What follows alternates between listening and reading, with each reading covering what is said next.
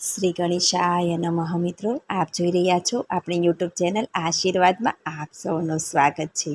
પુરુષોત્તમ માસનો છેલ્લો દિવસ એટલે અમાસ. આ અમાસ સોમવારે આવતી હોવાથી આ અમાસનું વિશેષ મહત્ત્વ વધી જાય છે. આ અમાસને સોમવતી અમાસ પણ કહેવામાં આવે છે. તો આજે આપણે આ વિડીયોમાં સાંભળીશું પુરુષોત્તમ અધિક માસની સોમવતી અમાસની વ્રતવિધિ તથા વ્રતકથા વિશે આજે આપણે આ વિડીયોમાં સાંભળીશું. જો આપને મારો વિડીયો પસંદ આવે તો લાઈક કરજો, શેર કરજો અને પહેલીવાર જો આ વિડીયો આ ચેનલમાં જોઈ રહ્યા હોય તો સબસ્ક્રાઈબ કરજો, જેથી મારા નવા વિડીયોની માહિતી તુરંત આપ સુધી પહોંચે. નાગેન્દ્રહારાય ત્રિલોચનાય ભસ્માગરાય મહેશ્વરાય દિવ્યાય દેવાય દિગંબરાય તસ્મેય નકારાય નમઃ શિવાય યજ્ઞ સ્વરૂપાય જટાધરાય પિનાકહસ્તાય સનાતનાય નિત્યાય શુદ્ધાય નિરંજનાય તસ્મેય વકારાય નમઃ શિવાય. હે પાર્વતીપતિ, કામદેવનો નાશ કરનારા, જીવને પચાવનારા, સર્પને ગળામાં ધારણ કરનારા, અમારામાં બુરાઈ રહેલી બુરાઈઓ અને ઈર્ષ્યા ત્યાગનો સંહાર કરી આપની અમને શરણમાં લો અને આપને અને માતા પાર્વતીને અમારા નમસ્કાર હો. જે દિવસે સોમવારે અમાસ આવતી હોય ત્યારે આ વ્રત કરવું, ત્યારે આ સોમવતી અમાસનું વ્રત કરવું. આ દિવસે મહાદેવના મંદિરે જઈ ભગવાન શંકરની પૂજા કરવી, પીપળાની ગોળ પ્રદક્ષિણા કરતાં કાચા સૂતરની પીપળા ફતે વીંટવી. આ દિવસે નદીએ જઈ જળમાં સ્નાન કરવું. સોમવતી અમાસના દિવસે જળમાં પિલધારી ગંગા અને પુષ્કળ તીર્થો વસે છે. સ્વર્ગમાં, આકાશમાં અને પૃથ્વીમાં જે તીર્થો છે તે સઘળા તીર્થો સોમવતી અમાસને દિવસે જળમાં વસે છે. તે દિવસે કરેલું દાન, સ્નાન અને શ્રાદ્ધ સઘળું અક્ષય થાય છે. સોમવતી અમાસની વ્રત કથા. દક્ષિણમાં આવેલ કાંચી નગરીમાં ચિત્રવર્મા નામનો બ્રાહ્મણ રહેતો હતો. તેમનું પત્નીનું નામ જયાવતી હતું. ચિત્રવર્મા અને જયાવતીને 7 પુત્રો અને 1 પુત્રી હતા. તેમણે 7 પુત્રોને પરણાવી દીધા, પણ પુત્રી માટે યોગ્ય વર ન મળતા તે કુંવારી હતી. એક દિવસ આ બ્રાહ્મણને આંગણે એક સાધુ મહારાજ ભિક્ષા અર્થે આવ્યા. 7 વહુએ તે બ્રાહ્મણને ભિક્ષા આપવા ગઈ એટલે તે બ્રાહ્મણે તેને અખંડ સૌભાગ્યવતીના આશીર્વાદ આપ્યા. પછી ચિત્રવર્માની પુત્રી ધનલક્ષ્મીએ તે સાધુ મહારાજને ભિક્ષા આપી એટલે મહારાજે તેને ધર્મવતી થા એવા આશીર્વાદ આપ્યા.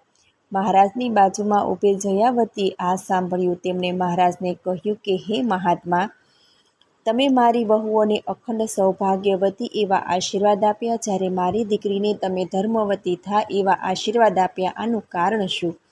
સાધુ મહારાજે કહ્યું કે હે બહેન, તમે જ્યારે આ દીકરીના લગ્ન કરશો અને સપ્તપદીનો વિધિ જ્યારે થતો હશે ત્યારે તમારો જમાઈ મૃત્યુ પામશે. આથી મેં તેને ધર્મવતી થા એવા આશીર્વાદ આપ્યા.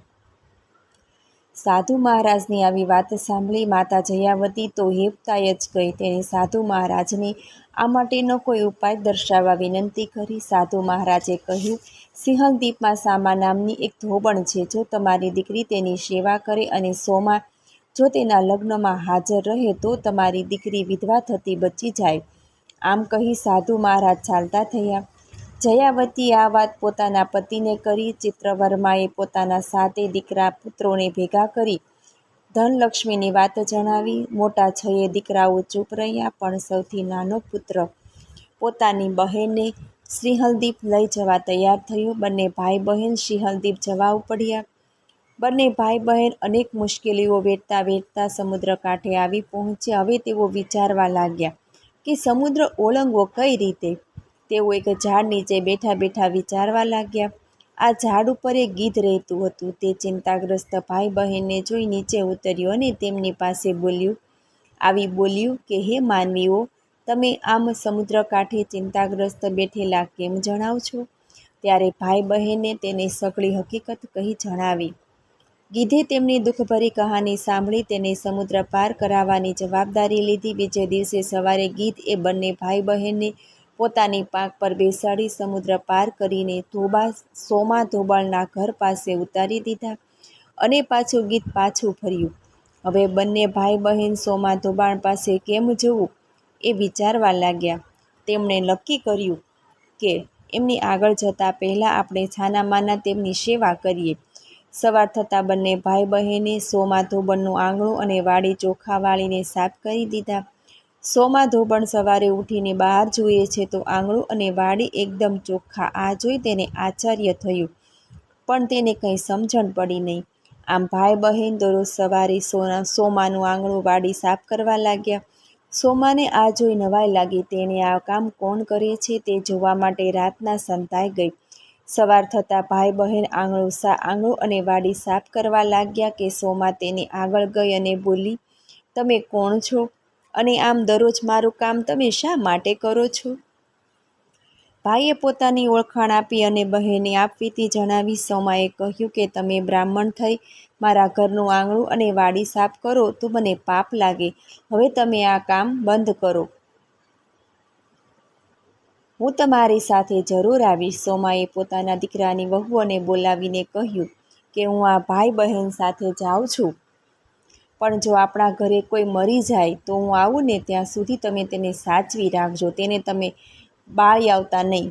આમ કહી સોમા ભાઈ બહેનને પોતાના વ્રતના પ્રભાવે આકાશમાર્ગે ઉડી કાંચી નગરીમાં આવી ગઈ. સોમા અને બંને ભાઈ બહેન પોતપોતાના ઘેર આવ્યા. ધનલક્ષ્મી દરરોજ સોમાની સેવા કરવા લાગી. થોડા સમય બાદ ઉજ્જૈનમાં રહેતા રુદ્ર શર્મા નામના બ્રાહ્મણ સાથે ધનલક્ષ્મીના લગ્ન ગોઠવાયા. ચોરીમાં મંગળ ફેરા ફેરવવા માંડ્યા. ત્યાં તો રુદ્ર શર્મા બેભાન થઈને નીચે પડ્યો. લગ્ન મંડપમાં તો હાહાકાર મચી ગયો, ઉહાપોહ મચી ગયો. સોમાએ બધાને શાંત પાડી કહ્યું, તમે ચિંતા ન કરો, જમાઈ હમણાં જ બેઠા થશે. આમ કહી તેણે સોમવતી અમાસનું પુણ્ય ધનલક્ષ્મીને આપ્યું અને તરત જ રુદ્ર શર્મા બેઠો થઈ ગયો. બધા આનંદિત થઈ ગયા. ધનલક્ષ્મી સોમાના પગે પડી આશીર્વાદ મેળવ્યા. સોમા બધાની વિદાય લઈ પોતાને ત્યાં આવવા નીકળી. રસ્તામાં તેની એક બહેન મળી. તે કપાસનો ભારો ઉતારી ઠાક ખાતી હતી. તેણે સોમાને ભારો ચડાવવા કહ્યું. સોમાએ કહ્યું, બહેન, મારે આજે સોમવતી અમાસનું વ્રત છે, આથી હું તને ભારો નહીં ચડાવું. આમ કહી તે આગળ ચાલવા લાગી. આગળ જતા રસ્તામાં તેને મૂળાનો ભારો લઈ જતી બહેન મળી. તેણે સોમાને માથા પરનો ભાર ઉતારવા કહ્યું. ત્યારે સોમા બોલી, બહેન, આજે મારે સોમવતી અમાસનું વ્રત છે, મારાથી મૂળાને અડી ના શકાય, એટલે હું ભારો નહીં ઉતારું. આમ કહી સોમા આગળ ચાલી. રસ્તામાં પીપળો મળ્યો. સોમાએ 108 ફળો લઈ પીપળાની પ્રદક્ષિણા કરી ભગવાનનું પૂજન કર્યું. સોમાએ જ્યારે રુદ્ર શર્માને સોમવતી અમાસનું પુણ્ય અર્પણ કરીને પાણી વડે અંજલિ છાંટી હતી, તે જ સમયે સોમાના ઘરે બધા પુત્રો મૃત્યુ પામ્યા. બધા સોમાની રાહ જોઈને બેઠા હતા. સોમા ઘેર પહોંચી. તેણે પોતાના પુત્રોને મૃત્યુ પામેલા જોઈ કાંઈક વિચારવા લાગી. તેણે ઘરના આંગણામાં વાવેલ પીપળાની પ્રદક્ષિણા કરી વિષ્ણુ ભગવાનનું પૂજન કર્યું. હાથમાં સાકર લઈ 108 વાર ફરી. ત્યાં તેના મરેલા પુત્રો સજીવન થઈ ગયા. આમ સોમવતી અમાસનું વ્રત કરવાથી સ્ત્રીઓ અખંડ સૌભાગ્યવતી બને છે. તમેવ માતા ચ પિતા તમેવ, તમેવ બંધુ સખા તમેવ, તમેવ વિદ્યા દ્રવિણમ ત્વમેવ, તમેવ સર્વ મમ દેવ દેવ. હે દેવોના દેવ, મારે માટે માતા પણ આપજો, પિતા પણ આપજો અને બંધુ પણ આપજો, મિત્ર પણ આપજો, વિદ્યા પણ આપજો અને દ્રવ્ય પણ આપજો. ટૂંકમાં હે સર્વેશ્વર, મારું તો સર્વ કાય આપ એક જ છો. આપને મારા નમસ્કાર હો. મને સાંભળવા બદલ ધન્યવાદ. જો આપને મારો વિડીયો પસંદ આવે તો લાઈક કરજો, શેર કરજો અને પહેલીવાર જો આ વિડીયો આ ચેનલમાં જોઈ રહ્યા હોય તો સબસ્ક્રાઈબ કરજો, જેથી મારા નવા વિડીયોની માહિતી તુરંત આપ સુધી પહોંચે. ધન્યવાદ. જય શ્રી કૃષ્ણ.